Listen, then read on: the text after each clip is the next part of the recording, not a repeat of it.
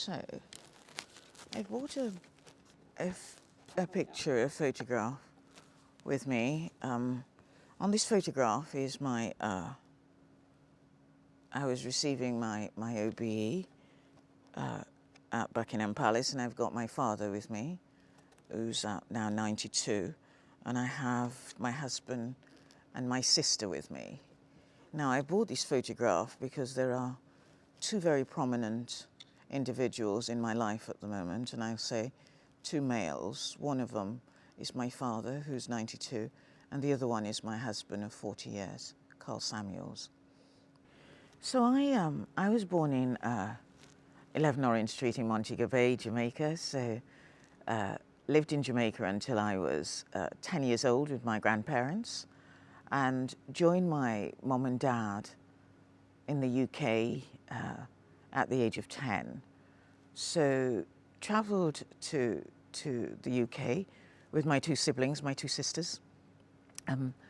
But yes, fantastic. From what I can remember at the age of 10, fantastic growing up with my grandparents, spoilt rotten. And then when I joined my parents here in England, in the UK, I've lived here ever since.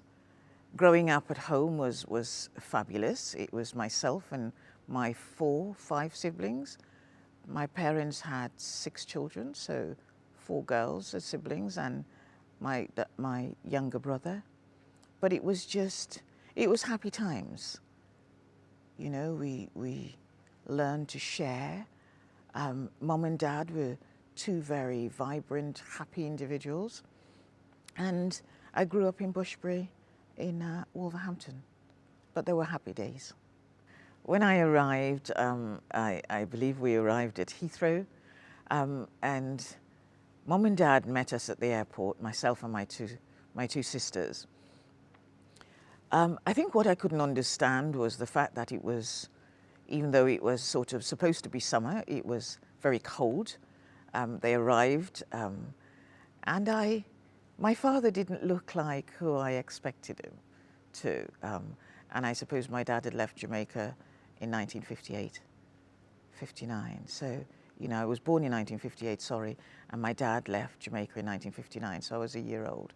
So yes, it was, as I was driving home back to Wolverhampton, there were smoke coming out of a lot of the chimneys, and it was just a very odd, very different situation. The houses were also built of bricks, which the majority of houses in the Caribbean are built from timber. I went to Collingswood. I went to Northcote Senior. Growing up was, I think school days, growing up in school was fine. I think the challenges we had were, you know, the majority, unlike the schooling I went to, or the school I went to in Jamaica, growing up in England, the majority of the school children were of Caucasian, so they were white as opposed to black. I think I was one of probably 3 children in the class that were African Caribbean. We got called a lot of names, so there was a lot of, I wouldn't call it bullying, but children being unkind to us, and I think that's how I can put it. And so a lot of that was suppressed, because coming home and talking to my parents about it, what they would do, my parents would say, you know, words are wind, and even though they were calling you names, you know who you are. I think the first time I can say that I experienced racism was going into nursing. So I went to train as a nurse after I left school, did my university first degree, and nursing was, I felt that I wanted to do nursing because my mother was a nurse, and it's something I felt I could be good at. So while I was in the nursing profession, I can remember being in A&E, because obviously you train as a nurse. So being in the accident and emergency department and looking after a child, and I think it was a bit of a shock to me when the child turned around and said, Dad, I don't want her to touch me because her hands are dirty. And I think that was probably the very first time I experienced what I call racism, open racism. And so the father was more embarrassed than I was. I think how I dealt with it as a nurse is just to say, look, my sweetheart, it's not dirty. This is the colour. This is my colour. And look, it doesn't rub off. And I can remember saying that. And so I think the father apologised. And really, I think he was more embarrassed than I was. And I think sometimes that's how you need to deal with these issues head on. You know, I got a lot of, I say knockbacks, a lot of responses or negative responses, you know, when I tried to get a job, my first promotion. And for me, it was I call it a knockback because I applied, I felt that I was qualified for the role as I went into nursing and wanted to take a step up into management. And I think I'd applied for probably 3 or 4 nursing managers post, but was just concerned that, you know, nurses who were there sort of not as long as I was or wasn't as qualified as I was were getting promotion and I wasn't. So I think I took my first grievance out against the NHS at the age of probably 24, 25. And then what I did, I went on to experience one of the positives that came out of those 7 disciplinaries. You know, I did eventually get promoted. I did challenge the system. And I think one of the things we don't do so often is once you've challenged the system, there are repercussions. And so I became a union representative. And so those very individuals within the NHS who had spent time disciplining me had to work with me across the table, because then what I did, and I say a positive out of that, is then represent individuals who were going through disciplinaries. There was never anyone that looked like me, so there weren't any black individuals in management. And I feel that it is really important to have representation in every stage of life, and also in every, you know, for me, echelon of society. Because if you see someone in management that actually looks like you, you're more likely to aspire to become. So that's why I feel that mentoring is really important, and, you know, having a mentor. A lot of people say they stumble into a profession, don't they? I didn't actually stumble into politics. I've been a community activist for about 35 years now. But I used to volunteer in the community, and I felt that it was things that I used to see my mother do, like, you know, just helping others to write letters, helping others to fill out passport forms, things like that. And I felt that as someone who was working in the community, I wanted to help, I wanted to contribute. And I joined the Labour Party in 1998 and did quite a lot of work on the ground as a local Labour Party member, stood for Parliament within 2 years of joining the Labour Party as a candidate, and really felt that in order for us to change anything in society, whether it's health, whether it's education, I felt that this was an opportunity for me to contribute, put something back in. And so I was then asked if I wanted to become a Labour councillor. Didn't know what a Labour councillor was, as I was working in the community with a lot of the members, and applied and got selected and stood for a very marginal seat in Tetnall, and won on my 3rd attempt. And the rest is history, really. I became a Labour councillor. I've spent 16 years in the council doing different jobs. I've spent 8 years in the executive of the council, but I always seem to, whatever profession I'm in, I always want to do more, want to make sure that, you know, you make a difference. And I think that's what counselling is, very much like caring, wanting to help, wanting to support, but wanting to do better. So Hence, yes, I became a councillor. I became the cabinet member for health and wellbeing, set up the health and wellbeing board in the council. Then I became cabinet member for adult services, managed a budget of about 68 million for 4 years. My role presently is councillor for Ettingshaw Ward, which is in the north east of the city, but also the deputy mayor. And I was appointed deputy mayor May 2021. So as a councillor, what I do, I represent the members in the ward. I have about 9,000 households within Ettingshaw, and there are 3 of us as councillors in the ward, and I represent those individuals, whether it's education, whether it's health, whether it's housing. And then as a deputy mayor is a ceremonial role. And a ceremonial role means that the mayor is the first citizen of the city, so that is a ceremonial role, so it's second only to the Queen, so he's a representative for the royal family, but he's also an ambassador for the city. And as mayor, it's your responsibility to chair all the full council meetings once every 6 weeks or so. It's also your role to represent the city, welcome visitors to the city, and go out and open new businesses, and just be that individual that, well, I like to refer it as the ambassador. So as the deputy mayor, my role is to deputise for the mayor himself when he's unable to do that. But yes, it's a 12-month role, and so May next year, 2022, I will then be sworn in as the mayor for the city of Wolverhampton. Looking forward to it. It's a privileged role. It's a very humbling role.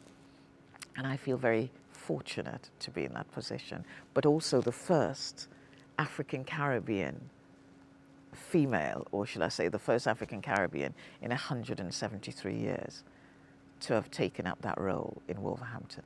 For me, it's a fantastic achievement, but I say fantastic achievement, it's a humbling achievement, but it means that there are younger people, younger black children, younger white children looking on, but especially black children that will look on and think, well, it's achievable. I can see that Councillor Samuels has, reached the pinnacle of the profession or the ceremonial role, so it is achievable. So for me, being a role model is really important, but also being someone that, those little black girls can look on and say, well, yes, it's achievable. But for me, it's somewhere that I never thought that I'd actually, it's somewhere that I never thought that I'd actually make it to. And the reason why I've said that is because I've never seen anyone that looked like me in that position. Elsewhere in other cities, but not Wolverhampton. Wolverhampton is my home. It's somewhere that I've grown up. Wolverhampton has got a lot of positives. It has has achieved a lot. There's still a lot to do. Wolverhampton is also somewhere where an awful lot of the Windrush generation have made their home. So both of my parents are from Hanover. My dad is from Montego Bay, my mom is from Hanover. An awful lot of black people have settled in Wolverhampton. So Wolverhampton has 35.5% ethnic minorities, and 12 or 13% of that are African Caribbeans. But yes, Wolverhampton means an awful lot to me, and what I would like is to see equality and social justice prevails, but I'd like to be part of the solution as opposed to part of the problem. But Wolverhampton to me is a great city. I want to be remembered as Sandra Samuels, the individual who worked hard to make a difference, but someone who believed in equality and social justice for all. The Heritage Centre is the African Caribbean Community Hub. It's a centre that boasts about 6,000 square feet. Now, I'd been a part of an organisation, I'd refer to it as the African Caribbean Centre, and it was a centre that was knocked down. It was a centre that was funded by the local council, and as we went into the recession, it was taken away from the community. So I organised a protest march, and what I hadn't said is, you asked about the lows, I'd been reported and investigated by the police. So the Heritage Centre came about because the initial African Caribbean Centre was knocked down by the council after years of being neglected. The funding was withdrawn, and also we'd spent time raising funding to make sure that we could rebuild, and it didn't happen. So what we did, there was 8 of us in the group that worked towards this, and 4 of us out of the 8 came together and thought, you know what, if we are going to have a centre that we can call a safe space for African Caribbeans, or somewhere we can identify with, we need to put our hands in our pockets. And that's what we did. Myself, my husband, Junior Hemans and Alicia Spence, all 4 of us went to see the bank, and we invested. We actually bought the building. And for us it was, just looking back now, the irony of all this is that we looked at several buildings and came to this one on Clifford Street in Whitmarines. And just to say that the now Heritage Centre is the former Conservative club in the city that used to be Enoch Powell's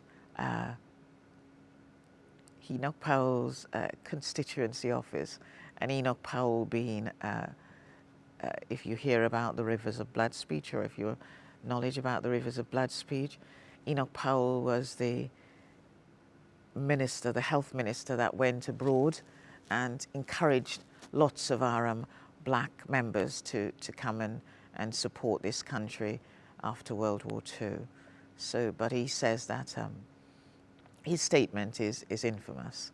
But yes, it happened to be that building. And so we were determined to ensure that we got that building. And what we did do is did everything we could. We were gazumped twice, and we felt that it was just the whole irony of it all. So yes, that's my involvement in the Heritage Centre. I'm one of 3 directors now, and it's open 7 days a week. It boasts 2 function rooms and a lounge bar that is open 7 days a week, and it is now managed by my husband, who is now also retired, because I retired from the NHS.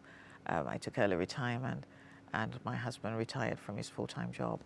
My childhood sweetheart, we've been together for 46 years, so I've just celebrated my Ruby wedding anniversary. I don't really have a day off as such. I know I should. So Monday to Friday, I'm usually in the council.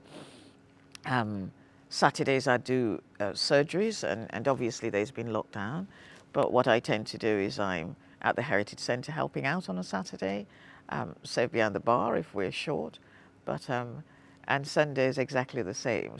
The misconceptions are that they see me, they hear me, and think I'm very westernized, but for me, being a black person is something to be very proud of. But as a black woman, I'm also very rooted in my own culture. And I think the misconception is people see you, they hear you, and they think, oh well, she doesn't talk black. And I hear that quite a lot. And I think that is the misconception, because in fact it's not a compliment, it's something very disheartening, because what they're actually saying is that because you're black, you shouldn't sound the way you do. So yes, but I'm also a very, if you ask people out there in the council, they'll say she's very strict. But yes, I'm a nice person on the inside.